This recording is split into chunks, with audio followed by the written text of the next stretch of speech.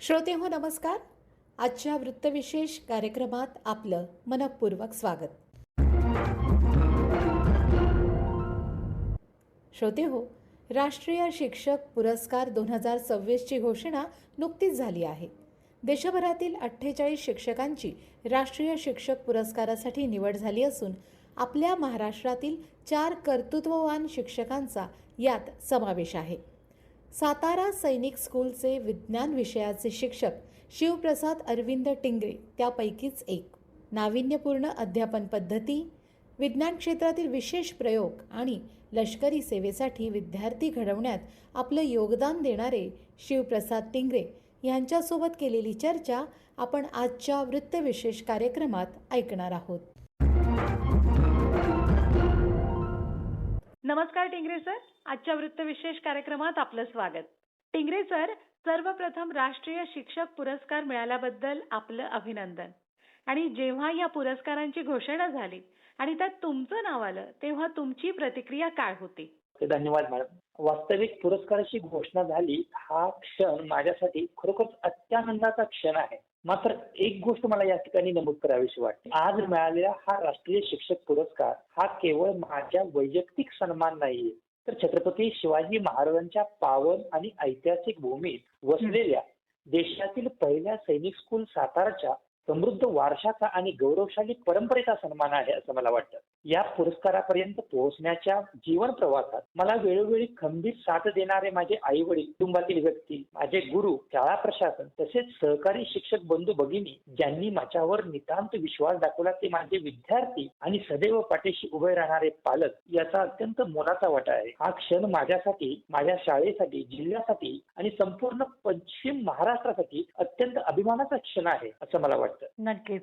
Sir, सैनिकी शाळेत विद्यार्थ्यांना शिकवताना आणि घडवताना येणारे अनुभव सामान्य शाळेपेक्षा कसे वेगळे असतात, काय सांगाल? मॅडम, मी सैनिक स्कूल शाळा सातारा जी आहे जॉईन करण्यापूर्वी पुणे जिल्ह्यातील एका नामांकित इंग्लिश मीडियम डे स्कूलमध्ये कार्य करतो आणि माझ्या मते डे स्कूल मधील आणि सैनिक स्कूल मधील कामाची तुलना केली असता एक लक्षात येतं की डे स्कूल मधील आणि सैनिक स्कूलमधील अध्यापन प्रक्रियेत असा मोठा फरक नाही. मात्र सैनिक स्कूलमधील शिक्षकांची भूमिका ही केवळ वर्गापुरती मर्यादित न राहता ती पूर्ण वेळ पालकाची बनते. इथं मुलं वयाच्या अवघ्या 10-12व्या वर्षी घरापासून दूर, आई वडिलांपासून दूर वसतिगृहात राहायला येतात. सुरुवातीला त्यांच्या मनामध्ये प्रचंड अस्वस्थता आणि भीती, घराची ओढ असते. अशा वेळी त्यांची भावनिक गरज ओळखून त्यांना आधार देणे, सुरक्षिततेची जाणीव करून देणे हे येथील शिक्षकाचे पालक म्हणून कर्तव्य असतात. विद्यार्थ्यांना जेव्हा समजते की इथं आपली काळजी घेणारे शिक्षक आपल्या पाठीशी खंबीरपणे उभे आहेत, हा विश्वास जेव्हा मुलाच्या मनामध्ये निर्माण होतो तेव्हा त्यांचा संकोच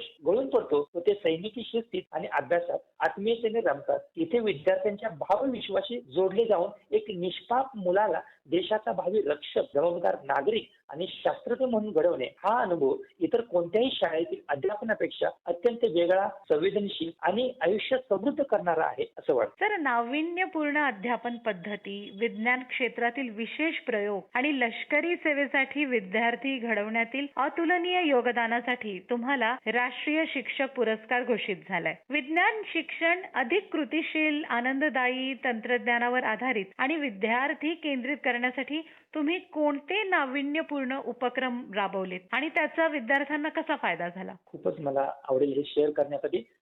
तर मॅडम, कोरोना संकट जेव्हा आपल्या देशावर आलं होतं 2020च्या दरम्यान मध्ये, तेव्हा संपूर्ण देश थांबला होता आणि तेव्हा शिक्षण व्यवस्थेमध्ये सुद्धा एक मोठं आव्हान तयार झालं होतं की त्या काळामध्ये मी आमच्या सैनिक स्कूल सातारामध्ये स्वतः पुढाकार घेऊन झूम, गुगल फॉर्म सारख्या टूलचा सखोल अभ्यास केला. केवळ स्वतः न शिकता इतर सहकारी शिक्षकांना देखील या साधनांचा वापर करण्याचे मार्गदर्शन व मदत केली. ऑनलाईन क्विज, वक्तृत्व स्पर्धा आणि इतर काही अशा पद्धतीचे उपक्रम जे आहेत ते राबवले. वर्क फ्रॉम होम जो कालावधी चालू होता तेव्हा युट्यूबचा वापर करून मी वेब डिझायनिंग आणि संकेतस्थळ निर्मितीचे तंत्रज्ञान आत्मसात केलं. मी एक स्वतः वैयक्तिक वेबसाईट देखील सुरू केली आणि या माध्यमातून विद्यार्थ्यांना अध्ययन साहित्य पोहोचवण्यास सुरुवात केली. जेव्हा शाळा पूर्ववत सुरू झाल्या तेव्हा शाळेत अधिकृत युट्यूब चॅनल सुरू केलं, ज्या चॅनलच्या माध्यमातून शाळेमधील विविध उपक्रम जे आहेत ते युट्यूब स्ट्रीमिंगच्या माध्यमातून पालकांपर्यंत पोहोचण्यास सुरुवात केली. यामुळे पालकांना पालकांना घर बसल्या आपल्या पाल्याचा सहभाग पाहता येऊ लागला. शाळा व पालक यांच्यातील विश्वास व पारदर्शकता अधिक दृढ झाली. त्याचबरोबर विज्ञान आणि तंत्रज्ञानाचा वापर करून मी विद्यार्थ्यांसाठी एक अनोखं लर्निंग एनेबल्ड रिव्हिजन मॉड्यूल, एक गेमिफाईड टूलची निर्मिती केली आहे. साधारणपणे वर्गात उजळणी किंवा रिव्हिजन घेताना शिक्षक प्रश्न विचारतात आणि विद्यार्थी उत्तर देतात. पण मला यामध्ये विद्यार्थ्यांचा सक्रिय सहभाग वाढवायचा होता आणि यासाठी सुरुवातीला एका साध्या लकी ड्रॉ पासून सुरू केलेली ही संकल्पना विकसित करत मी त्याचं एक गेमिफाईड डिजिटल टूलमध्ये रूपांतरण केले आहे. या प्रणालीचं स्वरूप असं आहे की ज्यामध्ये सॉफ्टवेअरद्वारे वर्गातील कोणत्याही विद्यार्थ्याचं नाव रॅन्डमली स्क्रीनवर निवडलं जातं, ज्यामुळे प्रत्येक विद्यार्थी मानसिकदृष्ट्या नेहमी तयार राहतो. ज्या विद्यार्थ्याची निवड होते तो स्वतः समोर येऊन क्विज मास्टरची भूमिका बजावतो.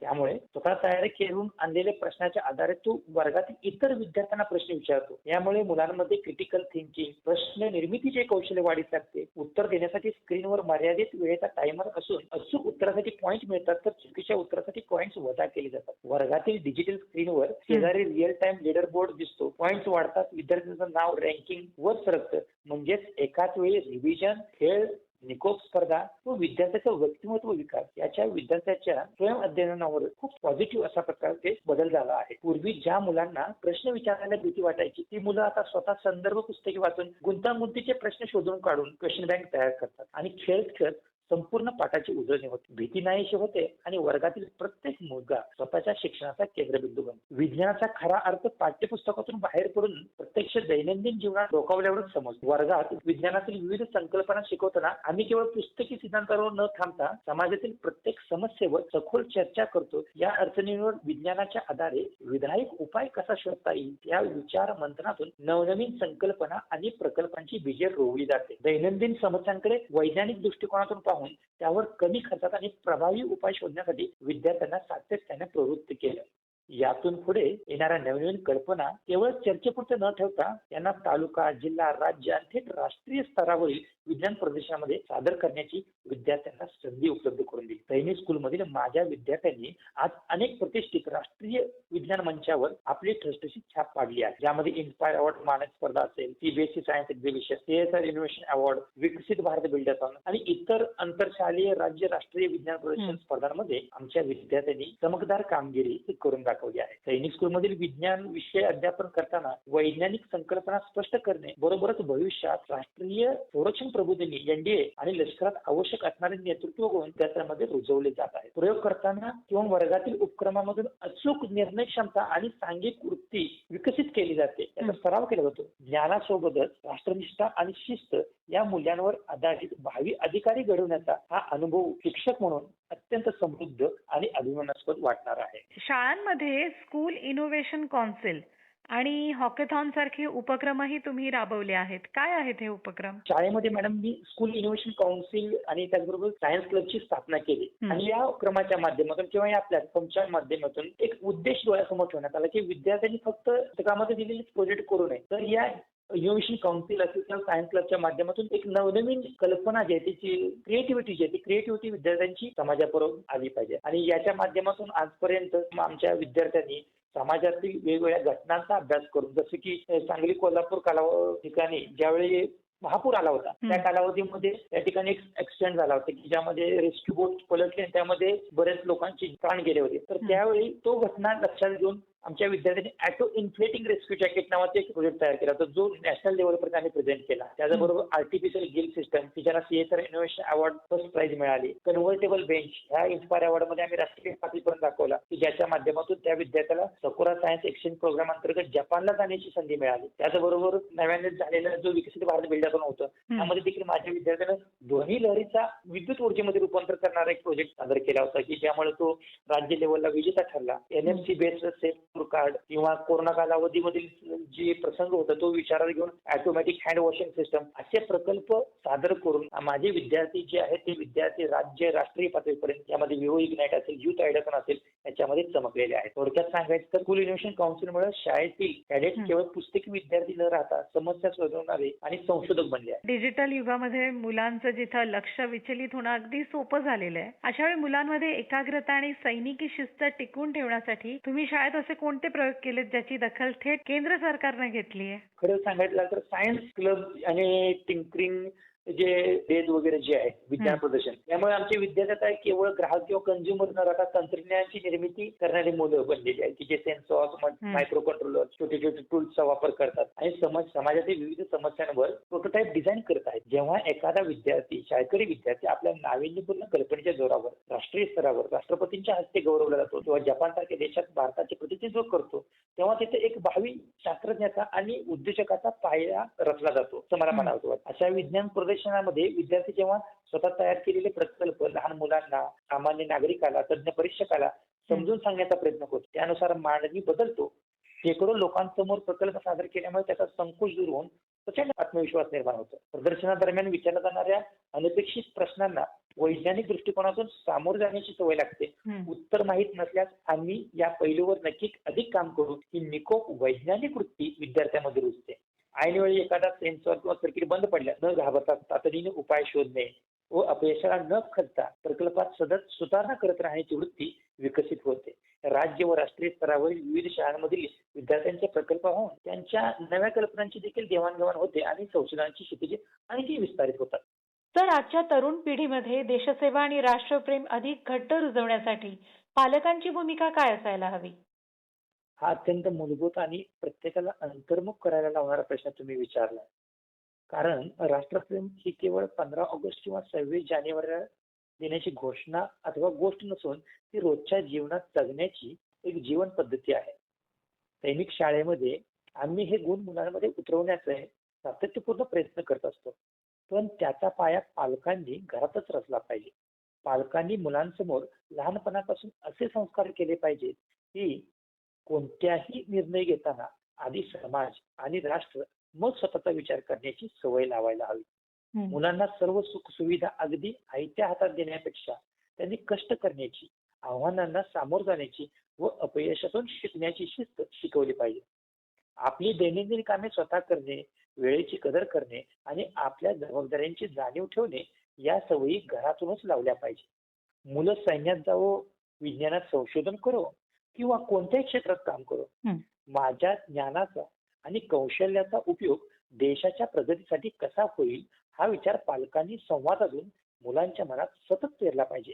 जेव्हा घरातून हे संस्कार मिळतील आणि शाळेतून त्याला दिशा मिळेल तेव्हा खऱ्या अर्थाने एक कर्तव्यदक्ष आणि राष्ट्रनिष्ठ पिढीची निर्मिती होईल.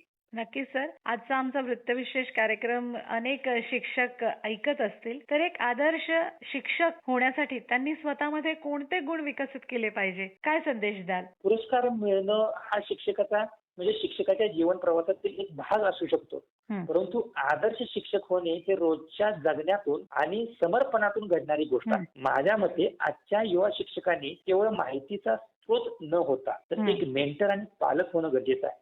आज इंटरनेटच्या युगात हर एक प्रकारची माहिती अगदी सहज उपलब्ध होते.